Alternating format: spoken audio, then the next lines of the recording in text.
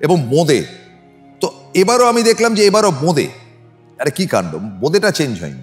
কি জানি বোঁদের কোনো বিশেষ স্পেশালিটি আছে কিনা আমার জানা নেই, কিন্তু তার পরের দিন থেকে হতো একটা কিন্তু কয়েকদিনের ব্যাপার, এবং এটা একাদশীর দিনই কম্পালসারি হতো বন্ধু বান্ধবের বাড়িতে যাওয়া।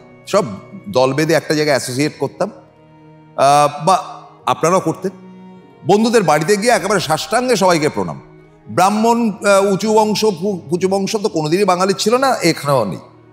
এবং এক একজনের বাড়িতে এক এক রকম খাবার থাকতো। যেমন খুব কম্পালসারি কতগুলো খাবার থাকতো, যেগুলো বলি: চিড়ের মোয়া। মুড়ির মোয়ার থেকে বেশি হতো চিড়ের মোয়া, মানে বালিতে ভাজা চিড়ে গুড় দিয়ে, খেজুরি গুড় দিয়ে, ভারী টেস্টি হতো। নাড়ুটা কম্পালসারি ছিল, নারকেলের নাড়ু, এবং সেগুলো অবশ্যই গুড়ের নাড়ু, সাদা নাড়ু নয়। আবার কারুর কারুর বাড়িতে ঘুগনি বানানো, এবং ঢালাও বিরাট ঘুগনি। তারপরে বাজারের তো দু একটা মিষ্টি টিষ্টি আসতো টাস্তই।